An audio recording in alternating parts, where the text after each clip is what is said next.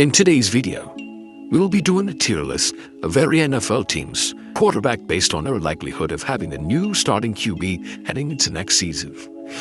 We have 6 years for this. Mandatory replacement. These are teams that 100% without question will have a new starting quarterback next year. No debate, no scenario where the current QB keeps his job. On the verge of a QB change, this look at 75% chance here. There's a strong likelihood that the team wants to move on from the quarterback, but contracts, cap hits, but lack of immediate alternatives make it difficult. The writing's on the wall, but it's not yet fully guaranteed. As again in March, this is a true 50-50 tier.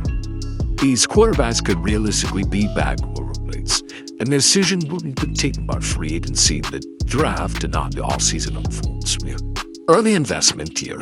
Way too early to move on, but also way too early to label them as a franchise quarterback. These QBs are still being evaluated. Committed for long run. As the name suggests, these teams have their franchise QB and are locked in for the foreseeable future. They'll build him a statue. The best of the best. Quarterbacks who define their franchise and will go down as all-time greats. Where to start this list off with Jackson, and Jackson Dart goes into the early investment tier.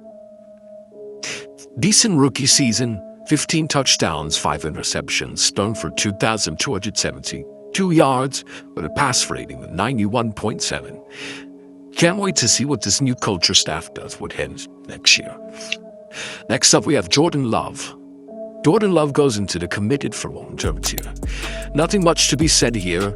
Franchise QB for the Packers already paid a 4-year, $220 million deal back in 2024, as he'll be in Green Bay for a while. Jordan Love is Jared Goff. Goff, ever since he was traded to Detroit, he's found his footing. Currently on a 4-year, $212 million deal. But he's coming out for you where he's strong for 4,564 yards, 34 touchdowns to just 8 interceptions. 9, aka J.J. McCarthy. I want to put him in accident watch. At minimum, the Vikings will need to bring in a legit backup QB, as I believe Sam Darnold should have returned another year while Jeju developed. The flashes were there at the end of the year, however, the production was rough. 35.6 QBR, 57.6 completion percentage, 11 TDs, 12 interceptions. With injuries and bad play, Minnesota has explored options. Caleb Williams. I've seen enough from Caleb Williams to put him into the committed for long run tier. The box numbers may not immediately pop out with Caleb, especially his completion percentage, but when you watch Caleb, he just has that it factor and is very clutch. I believe he's going to take another leap next year and become a top 10 quarterback. He's coming off a season where he's gone for 3,942 yards, 27 touchdowns to 7 interceptions, and led the Bears to a clutch come-from-behind playoff win against the Packers. Jalen Hurts goes into the committed for long run tier as well. Despite some regression from the Eagles as a whole, Hurts is still firmly a long-term quarterback. Super Bowl champion, Super Bowl MVP are the answer to the biggest questions you can ask for a quarterback. Can you win it all? Can you be the reason? He's done both. Any ups and downs in the regular season play doesn't change the fact that he's already the franchise cornerstone chilled. Jaden Daniels also goes into the committed for long run tier. Despite regression from the Commanders overall, Jaden Daniels struggling with injuries, he has clearly shown that he can be a top 5 QB. Elevates his game when it matters most. Took this team to the NFC Championship game his rookie year ago. Dak Prescott is another quarterback that's going to go into the committed for long run tier. Coming off a great season where he was thrown for 4,552 yards, 30 touchdowns, on 10 interceptions. Cowboys gave him the highest AAV with $60 million for 4 years. Next up, Baker Mayfield, and Baker Mayfield goes into the committed for long run tier as well. Since coming to Tampa, Baker has resurrected his career and found a true home. In his 3 years with Tampa, he storms for 95 touchdowns to just 37 interceptions, and is in a 3-year, $100 million deal. Bryce Young, after this season, I think you have no choice but to put him into the committed for moment tier. Another quarterback where you're not wowed by the box score where he's only thrown for 3,000 other yards, 23 TDs, 11 interceptions. However, turn on the tape, especially in the fourth quarter. He's been very clutch, especially in the games the Panthers won the season, as all 8 of their wins this year has came as underdogs, and he had 6 game-winning drives this season. Michael Penix will go into my Ask Get and Watch category. This is a QB that so far in his limited time we've seen and hasn't wowed. 12 career starts, he's thrown for 2,757 yards, 12 touchdowns, 6 interceptions, and had a season-ending knee surgery.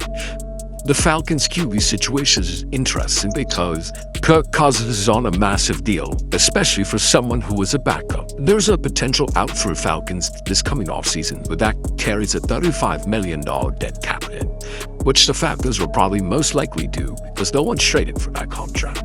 Next up, Matt Stafford. Matt Stafford is going to go into on a verge of a QB change. Not because of Matt Stafford and his play. This is all dependent on what his future is. Is he going to retire? Because this past offseason, it looked like the Rams have moved on from him. There was rumors of him going to Giants. If Stafford is back next year, then remove him from this as a whole. You can put him in here. Won the Rams a Super Bowl, potential MVP. This is all dependent on if Stafford retires this offseason. So for now, he's on the verge of a change. Kyler Murray, 100% will not be a cardinal issue. This is our first guy in the mandatory replacement tier. They've basically signaled this with a staff benching when he suffered his foot injury.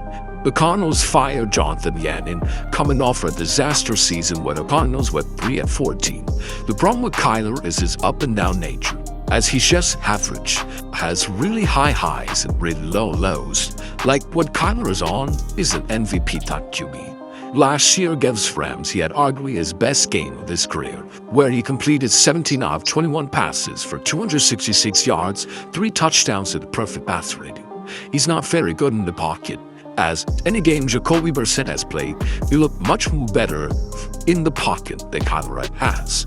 Arizona will 100% be looking for a new QB in 2026. Sam Darnold is going into the committed for long tier. Sam Darnold seems to have found himself a home in Seattle. After resurrecting his career in Minnesota, he's led Seattle to a Super Bowl victory, where he's had no turnovers during this playoff run and played some of his best football. It seems like he will be a starter in Seattle for the next 5 years. He goes into committed for all. Brock Purdy belongs in the committed for all tier. Since Kyle Shanahan took over, he's arguably been the best quarterback Shanahan has ever worked during his tenure. What initially started as a fun, unexpected story has now evolved into something much more legitimate. Brock has proven himself as a true franchise-level QB. Every time he steps on the field, the offense operates at a high level, and his command efficiency and decision-making consistently elevates the Shanahan system. At this point, he's no longer benefiting from the scheme, he's actively enhancing it, solidifying his place as a long-term answer under center. Lamar Jackson, statue tier. Nothing much to be said. Perennial MVP caliber guy, still a top-tier dual threat and centerpiece of the Ravens offense. Zero realistic world where Baltimore chooses to move on from Lamar anytime soon. Joining him is Joe Burrow. Much like Lamar, there isn't really much that needs to be said. Yes, last season was derailed by injuries he suffered early on, and he's had a few questionable moments in the media, but none of that changes the bigger picture. He's still a top 5 quarterback in the league, just 1 year removed from winning a Triple Crown. And he's only 5 years removed from leading the Bengals to the Super Bowl. His resume, talent, and their backing speak for themselves, and one healthy Burrow remains one of the safest franchise cornerstones in the NFL. Shador is between on the verge of a change and ask again to March. We're gonna put him in the ask again March. This one is generally puzzling and difficult to evaluate. On one hand, Cleveland is still tied to Deshaun Watson, who's on the books for nearly $60 million.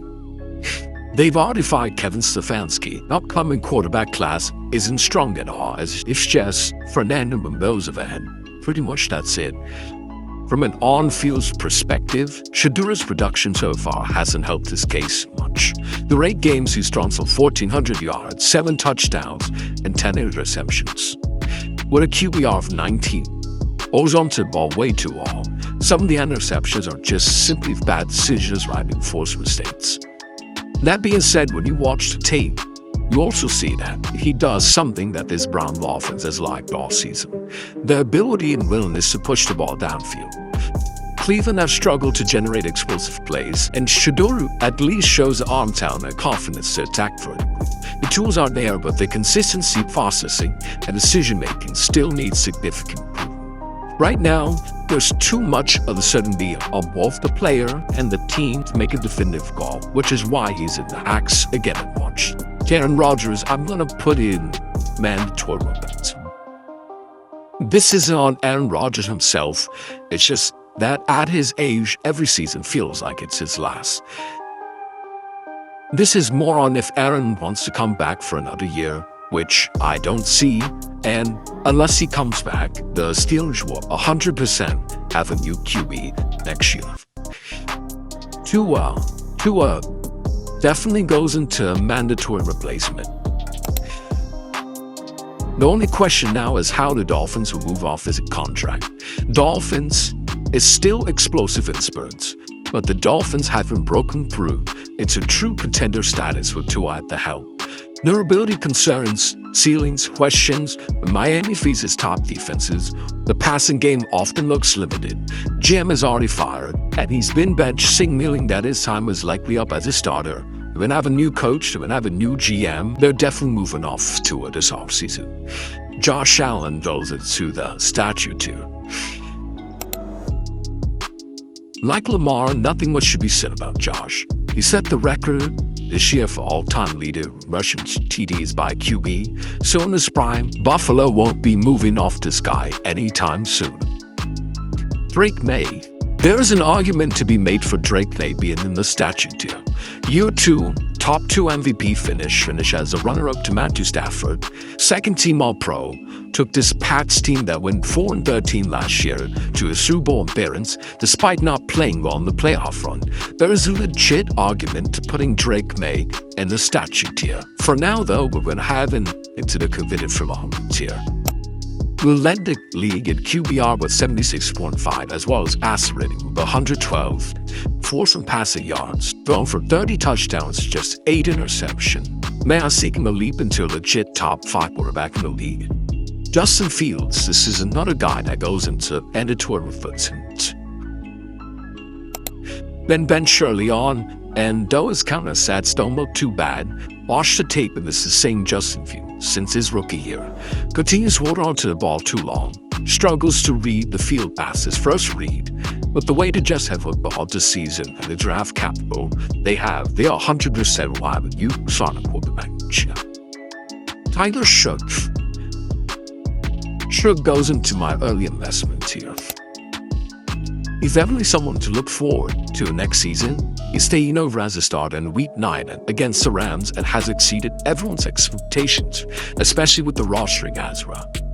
The Saints need to surround him with talent, and if he balls out another year, and he's definitely the guy. Trevor Lawrence. If this was Trevor Lawrence a month ago, I would have put him right there. I would have put him right there in that category, as I was just out on it. However, since Week 13, he's been balling, and balling again. He goes into the committed for Longhorn tier. Since Week 13, he's thrown for 15 touchdowns to just 1 interception. Fully bought him with him. Can't wait to see another year with William Goff. CJ Stroud, arguably his worst game of his career, I'm still going to put him into the committed for Longhorn tier.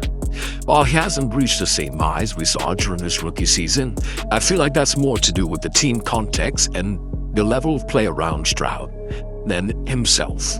Even so, there's been multiple games this year where he's looked every bit like the quarterback we saw as a rookie. Calm, precise, and in full control of the offense.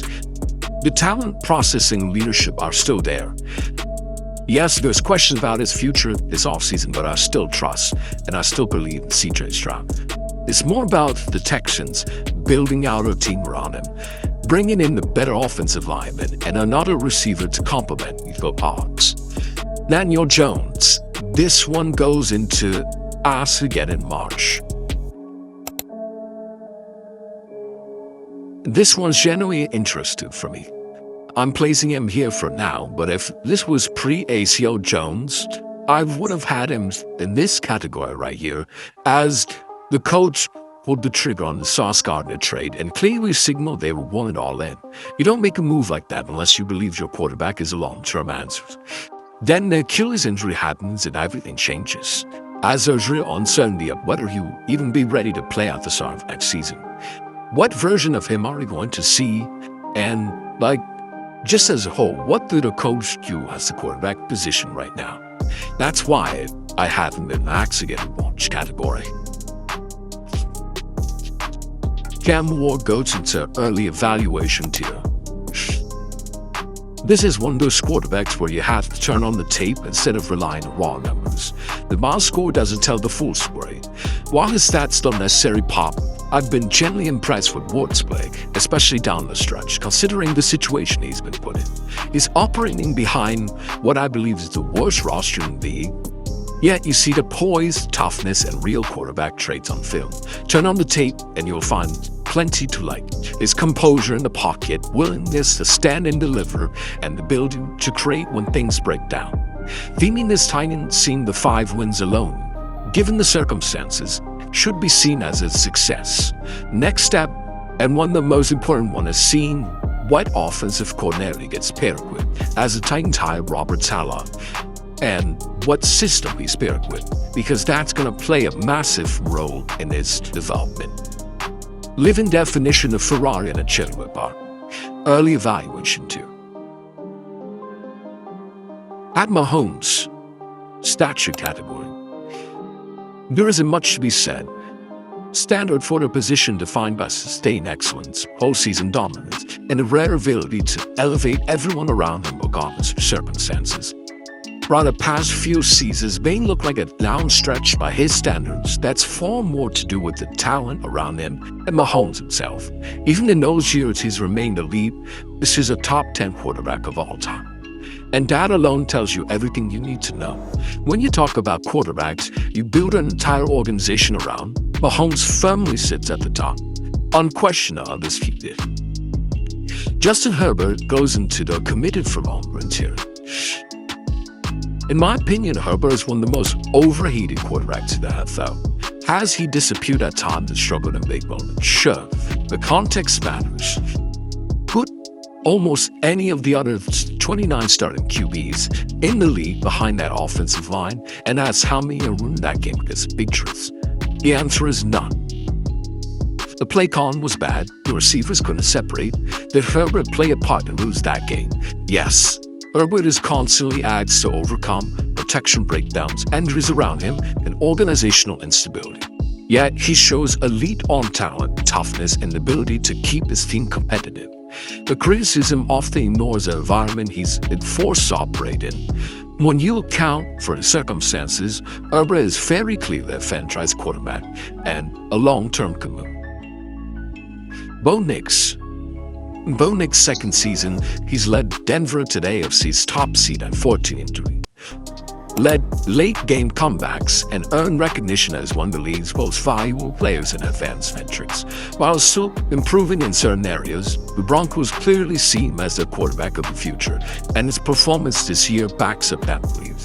He's not just being elevated anymore, he's being trusted to win big games. Geno Smith. Geno Smith. If there's one lock for a team to move on from their quarterback, it's the Raiders. Geno Smith straight up goes into the mandatory replacement tier. Las Vegas finished with the worst record in the league. Geno looked like arguably the worst quarterback in football, besides 9. He led the league in interception strongholds out of 17 this year, finished second to last at QBR with 34. The regression was severe, the offense had no ceiling, and there's zero justification for it this bad. The Raiders will 100% draft Fernando Mendoza with the #1 pick at next year's draft. And there we have it. That's my tier list. Let me know what you guys think down below in the comments. Please like and subscribe, and I'll catch you guys next time.